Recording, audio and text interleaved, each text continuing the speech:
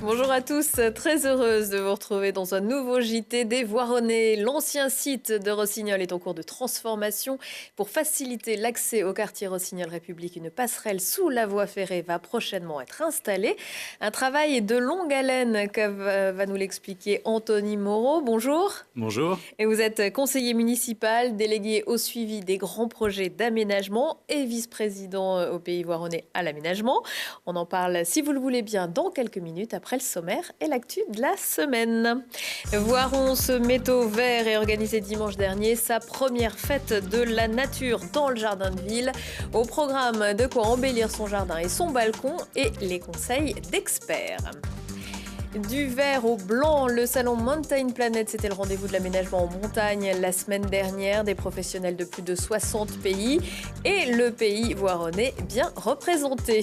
Et puis, toc toc badaboum, Christelle Chollet est de retour au grand angle avec son nouveau spectacle, comme à Broadway ou presque. Un spectacle pour les enfants également à voir la semaine prochaine à la MJC. Le printemps a donné sa bénédiction à la première fête de la nature à Voiron. Elle avait lieu le 22 avril dans le jardin de ville. Les jardiniers de dimanche étaient venus nombreux pour apprécier les plantes, leurs produits et le soleil, comme Mathias Araez. Le soleil et les abeilles, c'était passé le mot pour ne pas manquer les festivités. À Voiron, dans le jardin de ville, on a décidé de fêter la nature et ses produits en ce début de printemps particulièrement estival. Ça s'inscrit dans une volonté de politique générale de la ville de Voiron, avec notamment le concours Florissant Voiron, les jardins démolis, la fête de la propreté, maintenant la fête de la nature. On espère en tous les cas qu'elle reviendra tous les ans, sur le format d'1 ou 2 jours. On ne sait pas, on verra sur comment cela se déroule. Pour l'occasion, les acteurs locaux de l'agriculture, les petites mains de la protection de la nature, mais aussi le plus célèbre des horticulteurs chroniqueurs radio, ont souhaité également prendre part à cette fête forte de sens. Il faut éduquer les personnes, il faut éduquer tout le monde à respecter la nature, à respecter notre environnement, parce que c'est le seul moyen de pouvoir voir l'avenir avec un petit peu de sérénité. Les visiteurs nombreux à avoir la main verte n'étaient eux pas non plus insensibles au charme de la nature. Je suis venue faire un petit tour à cette exposition, un petit peu de fleurs, de légumes, histoire de compléter un petit peu ce qui me manque dans mon jardin. Un truc qui vous plaît alors finalement, la nature, le jardin? Oui, beaucoup, ouais. Pourquoi? Le plaisir de pouvoir faire pousser, surveiller, récolter et manger ses propres légumes, voilà. Avec la courbe des températures actuelles, les apprentis jardiniers peuvent être rassurés. Ils devraient avoir le temps de faire rougir leurs premières tomates avant l'arrivée peut-être des seins de glace.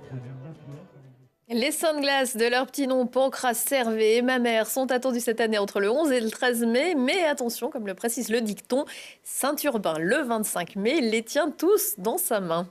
Après les amoureux de la campagne, les amoureux de la montagne, plus de 18 000 visiteurs ont arpenté la semaine dernière les allées du Mountain Planet, le salon international de l'aménagement de la montagne qui se tient tous les 2 ans à Grenoble. Au milieu des acheteurs et des professionnels, les collectivités étaient également bien représentées. Il faut dire qu'en matière de montagne, le pays voironnais n'est pas en reste, comme le premier vice-président l'a confié à Charlotte Faulkner. Écoutez, la montagne est une partie constituante de l'identité du pays voironnais. C'est vrai parce qu'on est en porte de la Chartreuse évidemment et que c'est presque le terrain de jeu des Voironnais et des habitants du territoire pour les week-ends. On n'est pas loin du Vercors, on voit Beldon en fond de nos décors, donc on est vraiment étroitement connecté aux Alpes.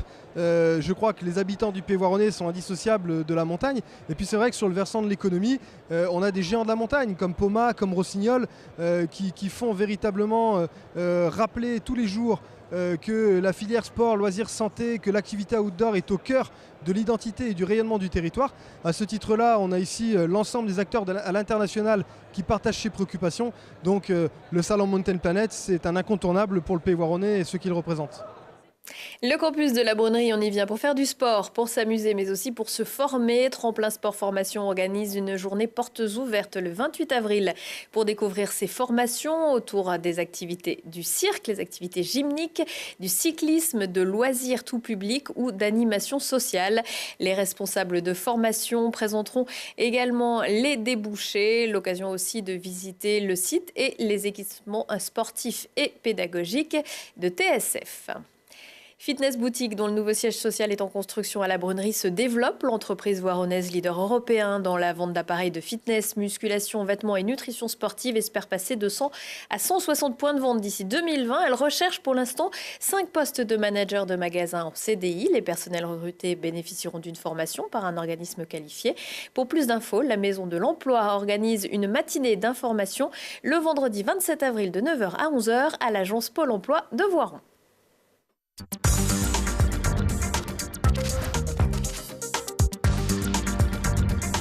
En mai, on fait le pont. Je ne vous parle pas que des congés liés aux jours fériés, mais aussi de l'installation d'un nouveau passage sous la voie ferrée à Voiron. Il s'apprête à être mis en place dans le quartier Rossignol, un chantier qui, contrairement aux apparences, englobe beaucoup d'enjeux. Pour en parler, je reçois Anthony Moreau. Je rappelle que vous êtes conseiller municipal délégué au suivi des grands projets d'aménagement. Vous êtes également vice-président du Pays Voironnais à l'aménagement. Ce passage, il va se trouver où ? Tout d'abord. Alors, il se trouve dans le prolongement d'un axe structurant qu'on va créer dans le cadre de l'opération Rossignol République, dans le prolongement de la rue du Menon. Et il permettra de relier donc la rue Stendhal, la rue du Menon, la future axe prolongé, à la rue Madame de Sévigné. Voilà, c'est le petit passage qu'on voit en orange foncé. C'est ça, tout à fait, qui débouche de l'autre côté sur le quartier du Colombier. Pourquoi avoir décidé de faire un passage et pourquoi à cet endroit-là ? Alors, il y a un double intérêt. D'abord, il y a un intérêt intercommunal. L'intérêt, c'est de pouvoir faire en sorte d'améliorer la liaison nord-sud des habitants du Pays Voironnais. L'idée, c'est de leur permettre d'avoir un trajet alternatif qui leur permette d'éviter le centre-ville de Voiron, qui est aujourd'hui pas mal engorgé, et qui permettra du coup de fluidifier l'axe Rava-Béccar-Castelbon. Ça a aussi un intérêt pour la ville, vous voyez évidemment, celui de fluidifier la circulation, mais ça a aussi un intérêt particulier pour l'opération Rossignol République. C'est la raison pour laquelle la communauté d'agglomération a pris en charge l'ensemble de l'équipement dans le cadre de cette opération, puisqu'elle va permettre d'abord l'axe structurant de relier les différents îlots de construction et donc de pouvoir les relier à cette voirie structurante. Et puis également, ça a aussi l'intérêt de pouvoir créer une liaison interquartier qui est extrêmement importante parce que la voie ferrée crée une sorte de frontière naturelle qu'il nous faut donc du coup dépasser. Alors pas dépasser par le haut, mais là en l'occurrence dépasser par le sous-sol, par la mise en place d'un passage sous voie ferrée qui permettra aussi d'améliorer les liaisons est-ouest de la ville. Voilà les différents enjeux qui sont extrêmement importants pour nous au niveau de l'ensemble du territoire du Pays Voironnais et de la ville de Voiron. Le Pays Voironnais prend en charge, le coût c'est...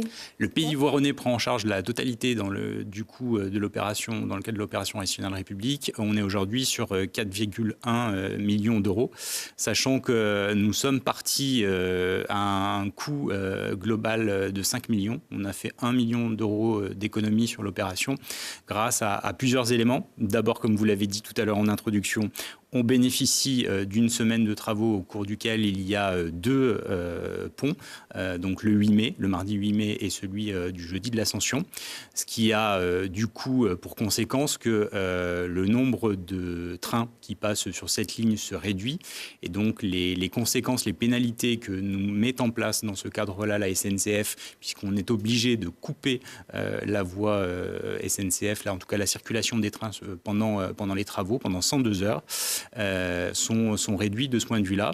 Il y a un deuxième élément aussi qui nous amène à faire cette économie, c'est qu'il y avait 2 hypothèses, soit l'hypothèse des travaux en 2 coupures de la voie ferrée, soit l'hypothèse en 1 coupure, et comme vous pouvez l'imaginer, une coupure, ça coûte beaucoup moins cher.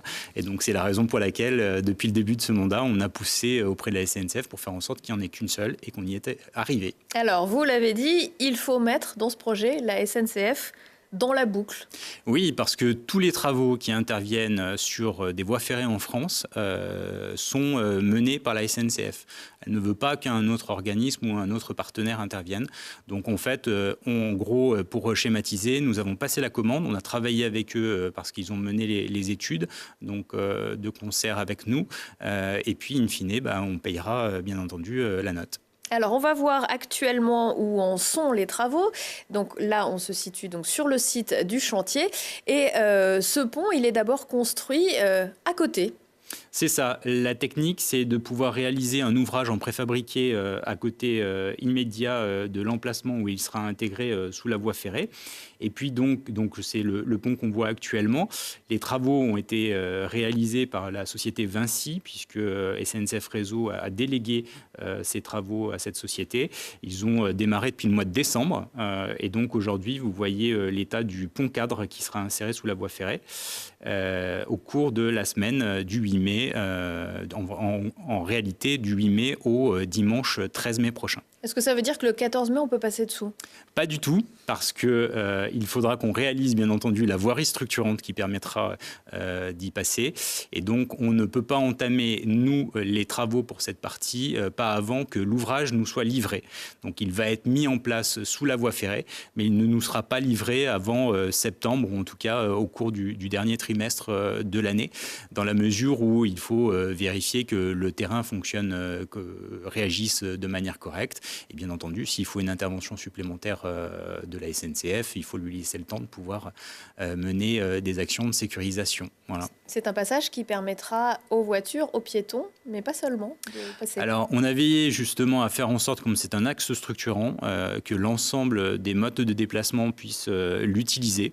Donc, il y aura également des pistes cyclables qui ont été intégrées dans le cadre du pont cadre. Et ça nous permettra de sécuriser l'ensemble de ces liaisons, piétonnes, cycles et puis, bien entendu, véhicules automobiles. Merci beaucoup, Anthony Moreau. Je sais que vous serez, vous, sur le pont entre le 7 et le 12 mai. Merci beaucoup. Merci à vous.